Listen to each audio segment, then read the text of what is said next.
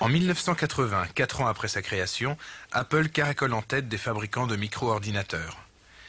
La multinationale IBM riposte en commercialisant son PC en 1981. Le PC d'IBM connaît un succès immédiat dans le monde des entreprises, et comme il est très facile à copier, de nombreux constructeurs se mettent à fabriquer des machines compatibles. Mais le grand public demeure insensible au charme des micros, d'un usage encore très rébarbatif. Pour que tout un chacun ait envie d'en acheter un, il fallait une véritable révolution.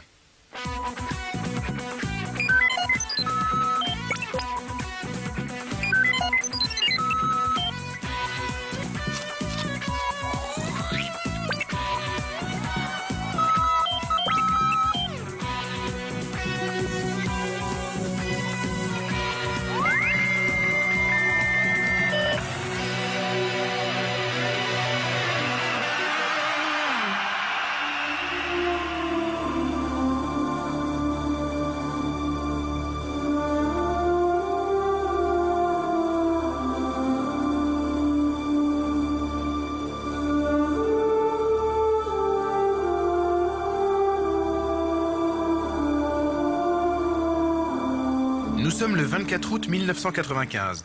Dans la banlieue de Seattle a lieu une grand-messe à la gloire du dieu logiciel. C'est le lancement de produit le plus grandiose de toute l'histoire de la micro-informatique. Le lancement de Windows 95.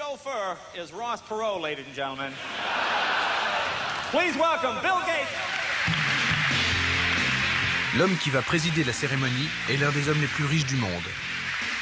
Bill Gates, la star, le PDG, le super programmeur et le chef spirituel de Microsoft.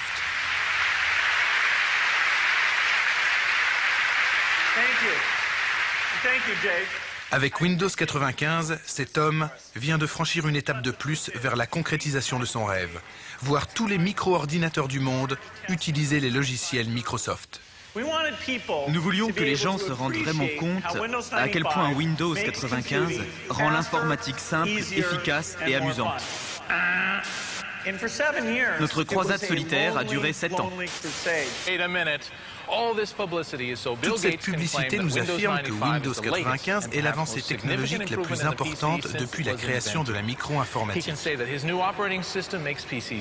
Bill Gates prétend que ce nouveau système va rendre les micros tellement faciles à utiliser que même ma mère voudra en acheter un. Mais vous savez quoi? La plupart des idées de Windows datent de 20 ans.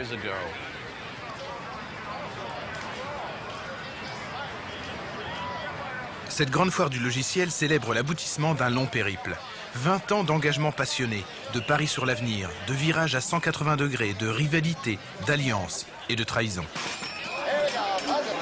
Cette fête couronne la stratégie commerciale de Bill Gates. En 2 mots, on n'a pas besoin pour réussir d'innover ou d'être le meilleur, à condition de posséder une diabolique habileté à tirer parti des occasions qui se présentent. Et la façon dont Microsoft a su s'approprier le concept d'interface graphique serait digne de figurer dans un manuel.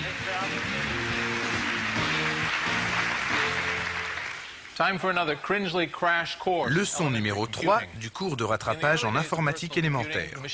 Les premiers micro-ordinateurs étaient d'un usage difficile, en partie parce qu'ils étaient archaïques et en partie parce que les informaticiens ont tendance à préférer la difficulté.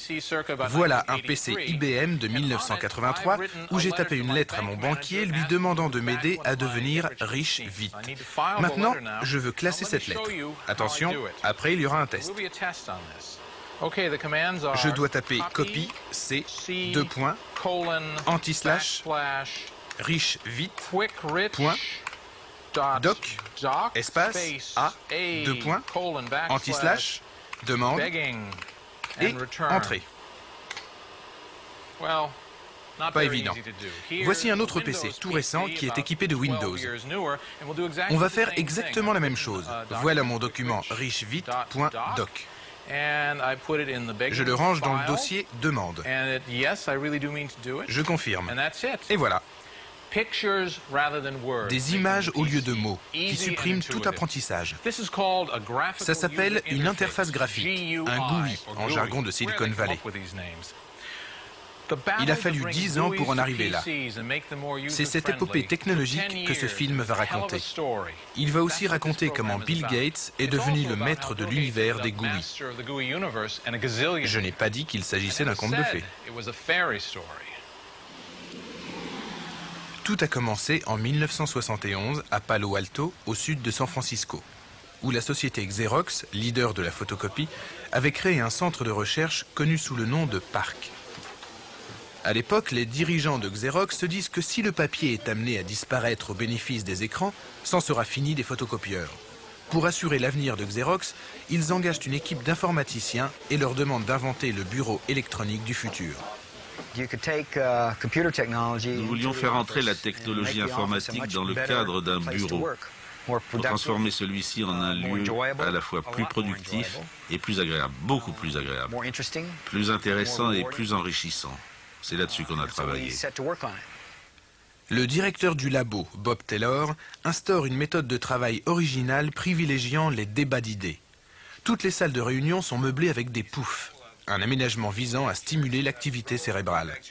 On disait alors que sur les 100 meilleurs informaticiens du monde, au moins 58 travaillaient au parc. En réalité, l'effectif du labo n'a jamais dépassé 50 personnes. Mais 50 génies travaillant de concert sont capables d'inventions phénoménales, surtout quand on leur donne toute latitude pour se plonger dans la recherche fondamentale, en leur fournissant des ressources illimitées et sans les soumettre à des contraintes de fabrication et de commercialisation. Au parc, on baignait dans une atmosphère électrique, une totale liberté intellectuelle. Il n'y avait pas d'idées reçues. On avait le droit de tout remettre en question et on ne s'en privait pas. Les dirigeants nous ont dit « Allez-y, créez le monde de demain. Nous n'y comprenons rien. Vous êtes tous des jeunes gens bourrés d'idées, de talent et d'énergie. » Chacun venait là spécifiquement pour travailler pendant 5 ans sur le projet dont il rêvait. Nous voici chez Xerox dans la salle des ordinateurs, au sous-sol du centre de recherche de Palo Alto. Cette pièce existait déjà il y a 25 ans et aujourd'hui elle est remplie de toutes sortes d'ordinateurs. Parmi eux, il y en a un que je tiens à vous montrer. Le voilà.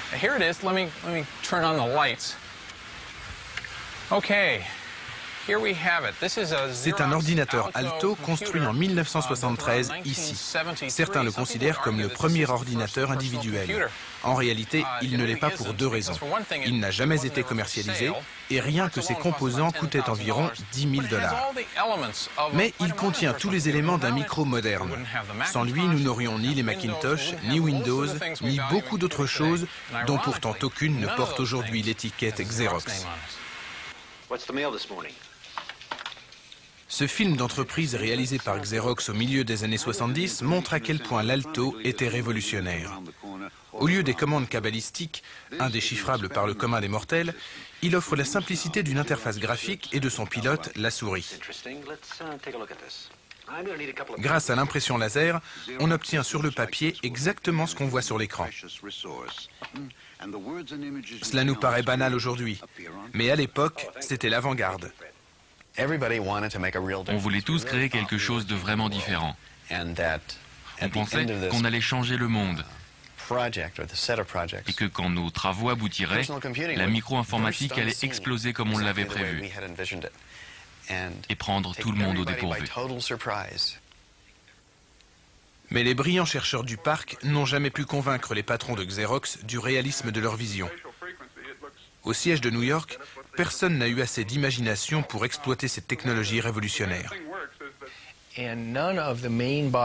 Dans l'entreprise, personne n'était préparé à accepter nos idées. Il y avait un énorme décalage entre la direction et les chercheurs. Les dirigeants n'avaient jamais tenté d'imaginer le bureau de demain. Leur cerveau ne parvenait pas à transformer les idées qu'on leur présentait en objets réels. C'était très frustrant de parler à des gens qui ne comprenaient pas notre vision de l'avenir. Une vision qu'on élaborait jour après jour à Palo Alto, sans personne pour la recevoir à l'arrivée. Cependant, à quelques kilomètres de Palo Alto, un homme est prêt à embrasser la vision des chercheurs du parc. L'homme le plus dangereux de Silicon Valley a ses bureaux dans cet immeuble. On l'aime et on le déteste, souvent les deux à la fois. Pendant 10 ans, à la force du poignet, il a obligé toute l'industrie micro à suivre le cap qu'il avait déterminé. Il ne s'agit pas d'un requin motivé par l'argent et par